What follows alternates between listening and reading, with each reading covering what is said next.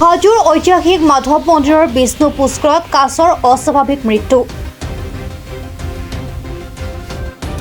তীৰ্থনগৰী হাজোৰ ঐতিহাসিক মাধৱ মন্দিৰৰ বিষ্ণু পুষ্কৰত এটা অস্বাভাৱিকভাৱে কাছৰ মৃত্যু। আজি মৃত কাছটো পুখুৰীত উদ্ধাৰ কৰে কাছ বিশেষজ্ঞ ৰূপে পৰিচিত প্ৰণৱ মালাকাৰে।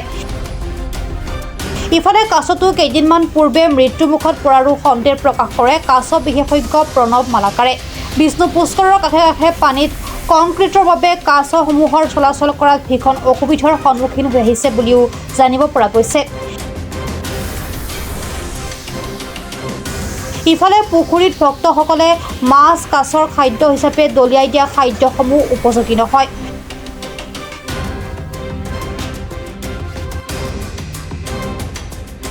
মৃত কাছটো দুৰ্লভ প্ৰজাতিৰ গংগা কাছ বুলিও জানিব পৰা গৈছে। ইতিমধ্যে ঘটনাস্থলীত হাজো পশু চিকিৎসা বিভাগৰ চিকিৎসক উপস্থিত হৈ মৃত কাছটো মৰণোত্তৰ পৰীক্ষাৰ বাবে লৈ যায়। ঐতিহাসিক মাধৱ মন্দিৰৰ বিষ্ণু পুষ্কৰত কাছৰ এনে অস্বাভাৱিক মৃত্যু হোৱা ঘটনাই তীব্ৰ প্ৰতিক্ৰিয়াই বিৰাজমান হোৱা পৰিলক্ষিত হৈছে। ধৰক 2008 চনৰ পৰাই মই কাছৰ লগত জড়িত হৈ কাছ বচাই আছো।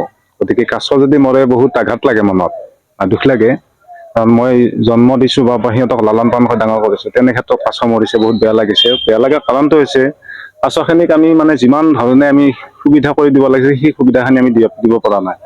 আমি বুলি নহয় আৰু কমিটিয়ে হওক বা আমাৰ প্ৰশাসনিক বিষয়াসকলেও দিব পৰা নাই। কাৰণ গোটেই পাৰবিলাক শিলৰ কংক্ৰিট আছে। কাছখিনিয়ে যেতিয়া ৰ'দ পোৱাব লাগে সেই সুবিধাখিনি নাপায়। এতিয়া আমি বাঁহ চাহ দি অলপ ব্যৱস্থা কৰিছো, তথাপিও পানীৰ ক্ষেত্ৰত আজি বহুত বছৰ হ'ল, প্ৰায় 65 বছৰমান হ'ল পুখুৰীটো এতিয়ালৈকে তলিভাগটো চাফা হোৱা নাই। গতিকে বিভিন্ন ধৰণৰ জাবৰ জোথৰ আছে আৰু এইবিলাক কাছ যথেষ্ট হৈছে।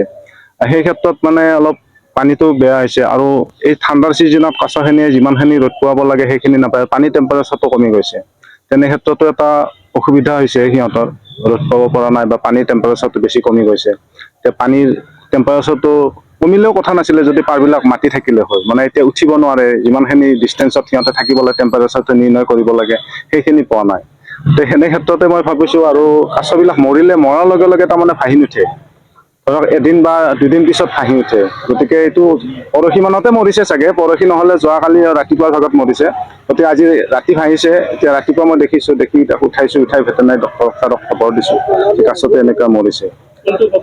এইটো আমাৰ অসমীয়াত আমাৰ গংগা কাছ বুলি কয়। এইটো আছাম ইণ্ডিয়ান চফচেল বুলি কয়। এইটো সেই প্ৰজাতি হয়। এইটো মেল হয়, ফিমেল নহয়। এই ক্ষেত্ৰত এতিয়া পুখুৰীটোতো তলিভাগটো এবাৰ চাফা কৰিব লাগে আৰু ইয়াৰ পৰা পানীখিনি আঁতৰ কৰি নতুন পানী ভৰাব লাগে আৰু বোকা চকা যিখিনি আছে তলিভাগটো চাফা কৰোঁতে কাছখিনি আঁতৰ কৰি এইখিনি চাফা কৰিলে কাছৰ হেৰিটো নহয়। আৰু দ্বিতীয়তে খাদ্যৰ ক্ষেত্ৰত মুড়ি পপকৰ্ণ বিস্কুট এইটো কাছৰ খাদ্য নহয়। আচলতে সৰু মাছ দিব লাগে আৰু আপোনাৰ জলচিদ্ভিদ কিছুমান থাকিব লাগে। এতিয়া আমি বাঁহ চাহ চাঙি বনাই দিছো, কেইবাখন 8-9খনমান ডাঙৰ ডাঙৰ চাঙি বনাই দিছো, যাতে কাছখিনি ৰ'দ পাব পাৰে বা জিৰাব পাৰে।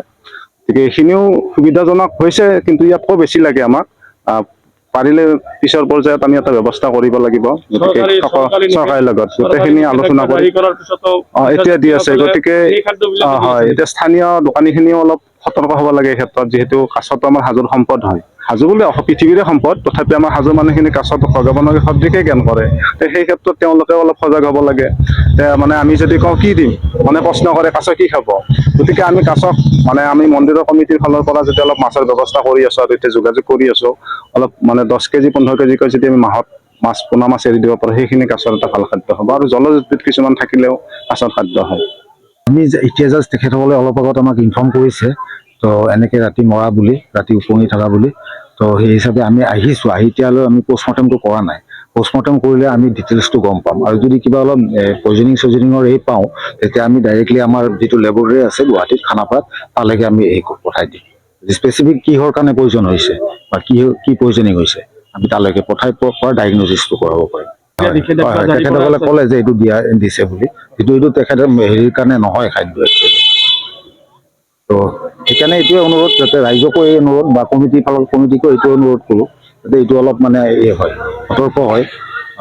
পাব্লিক অলপ এৱাৰনেছো কৰে পাব্লিকক। হাজোৰ পৰা কমলাকান্ত দাসৰ ৰিপৰ্ট, প্ৰাত time digital. Mobile plus physiotherapy wellness and rehabilitation centre দক্ষিণ কামৰূপৰ ব্যৱসায়িক প্ৰাণকেন্দ্ৰ বিজয়নগৰৰ লগতে VIP চক আৰু গুৱাহাটী মালিগাঁও পাণ্ডৱনগৰত থকা তিনিওখন ক্লিনিক বৰ্তমান প্ৰায় 20 বছৰৰ অভিজ্ঞতা পুষ্ট তথা এতিয়ালৈকে প্ৰায় 40,000 ৰোগীক সুস্থ কৰি তোলা ডক্টৰ পল্লৱী নাথৰ তত্ত্বাৱধানত চলি আছে। এই ফিজিঅ'থেৰাপি চেণ্টাৰ তিনিটাত বৰ্তমান অভিজ্ঞ ডক্টৰৰ দ্বাৰা যিকোনো জটিল ফিজিঅ'থেৰাপি চিকিৎসাৰ লগতে যিকোনো ৰোগীৰ ঘৰলৈ গৈ চিকিৎসা সেৱাৰ সুব্যৱস্থাও ৰাখিছে। আমাৰ ঠিকনা mobile plus physiotherapy wellness and rehabilitation centre opposite Uparshali Bijoynagar SBI branch. আমাৰ VIP চকৰ ঠিকনাটো হ'ল VIP Chowk near VIP bus stop Borjhar Guwahati. আমাৰ মালিগাঁও ঠিকনাটো হ'ল চেলাছ 360 physiotherapy and rehabilitation centre Maligaon Pandavnagar Guwahati 12। আমাৰ যোগাযোগ নম্বৰ হৈছে 8011744696।